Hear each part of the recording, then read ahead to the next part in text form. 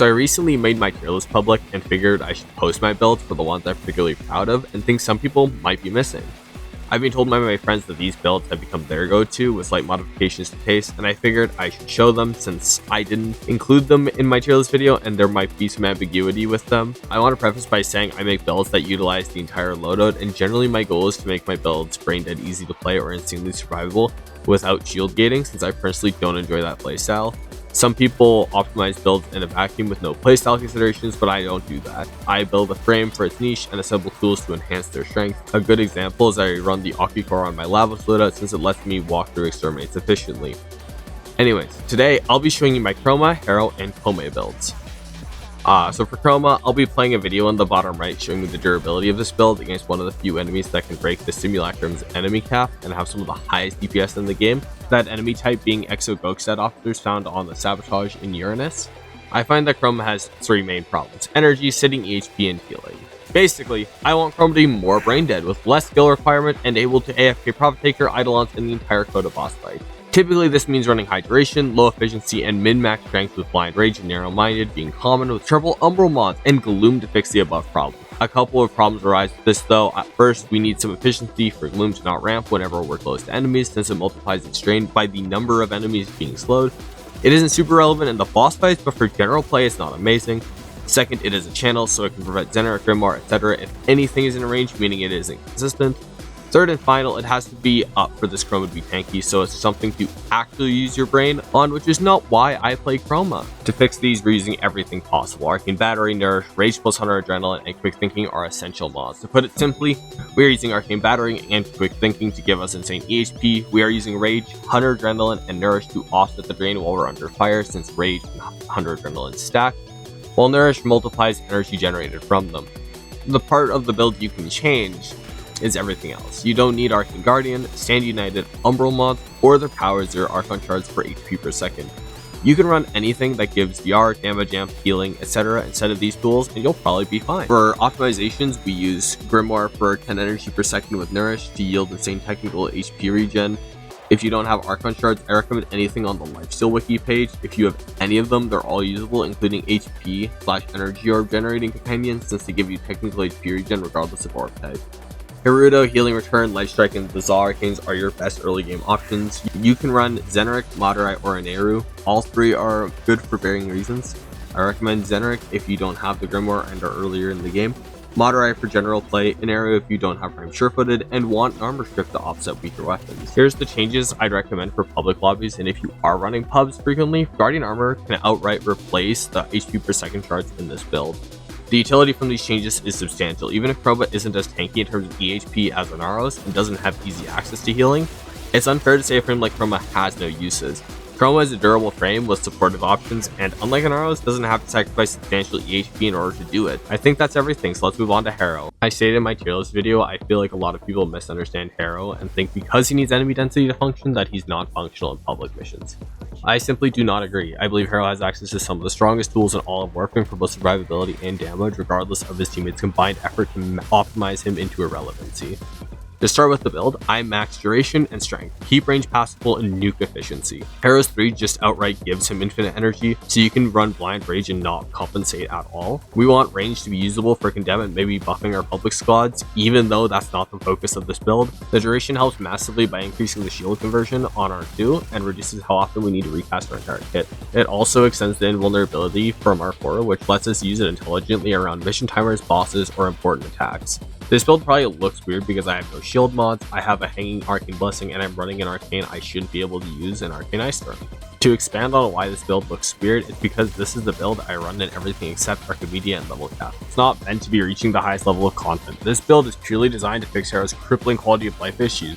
To do this, we run Adaptation. Adaptation works on both shields and health, so it's an auto include. I don't recommend this build without it. Arcane Ice Storm actually procs off condemned enemies. I assumed this would become patched, but it hasn't been. Don't stress about this one, it can be replaced by Mold Augment easily. Arcane Blessing is here so we can actually use his second ability's Lifesteal. I run 2 Azures for armor because Harrow's base armor is quite low and it severely limits this build's goals of fixing Harrow's quality of life. Furthering that goal, you will need casting speed on Harrow because of his long animations. I recommend a minimum of 50%. You can do this with Amber Arcane Shards or Natural Talent if you don't have them. The last shard is 100% your choice. I personally run Emerald for Corrosive Max since I adore the dual Toxicist with Harrow and find its DPS to be insane, but if you want more casting speed, armor, or Topaz Shards for HP Max, those are all great options for the slot. For health orb generation and to offset my obsession with the dual Toxicist on Harrow, I run the Panzer Vulpaphyla. I want to preface by saying you may not like any of my Harrow build because it's too endgame, narrow, or isn't playing like Harrow, and that's completely reasonable. My goal wasn't to make Harrow the best frame he could be, it was to make him fun to play. Fortunately for me, my friends have also found this build fixes him for them, so I decided to share it. This is the endgame Harrow that you'd realistically see on build videos. Obviously,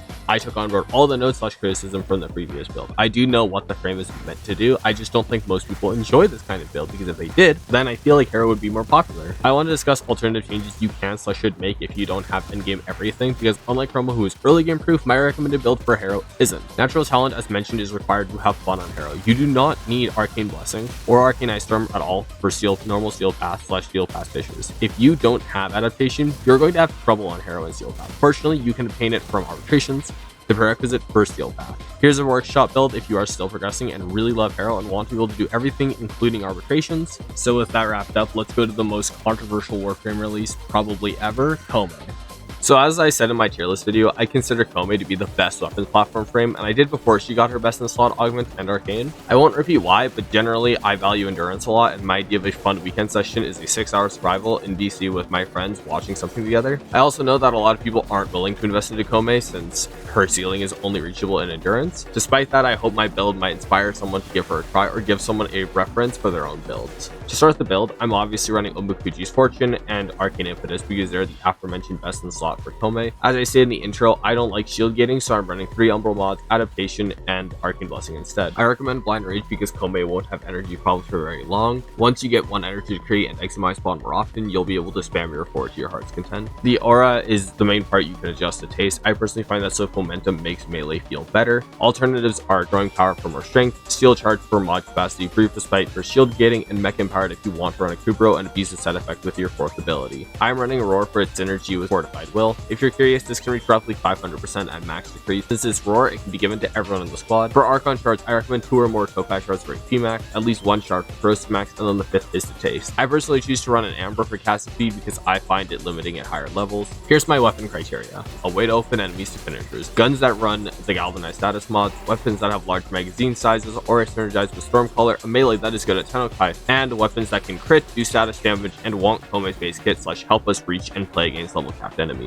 If that sounds like a long list of things to play for and build around, it kind of is. Honestly, we don't need to be able to do all these things, but I personally hate the feeling of not using a decree I rolled. So with my exhaustive criteria laid out, these are the weapons I personally run. For my primary, I run the Torid Incarnon. The Torid is probably the best primary in the game, but I'm not running it just because of that title. It's here because it meets all my criteria. It can use every rare decree insanely well as a hybrid weapon. The class form it can proc Stormcaller multiple times, and in its base form it can use the magazine capacity well. I personally run the Torid as a blast corrosive weapon, so I replace high voltage with 100 munitions. If you don't like 100 munitions, you can replace it with hammer shot. We're doing this because once we get Wormling's aid, the Torid will have toxic for shield, blast for damage, and corrosive for armor. The blast is important to keep because we want to run Topaz shards for more max health, which requires blast somewhere in our build. For my secondary, I run the dual Coda Torxica. It's mostly here because we need a headshot weapon and something that can still use Stormcaller's magazine size. The Torxica boasts a stunning 160 magazine size, meaning that buff from Stormcaller is going to be huge. We also want things that can reduce enemy damage, which the Torxica does with its passive. The passive creates an area of effect that applies cold to all enemies in range, thus reducing enemy damage. This means it's a good tool for killing one specific enemy, creating that zone of priming and cold while pulling its own weight as a solo weapon. On that solo weapon note, I recommend secondary Fortifier because it procs off Bomb's Malice, giving us more damage mitigation.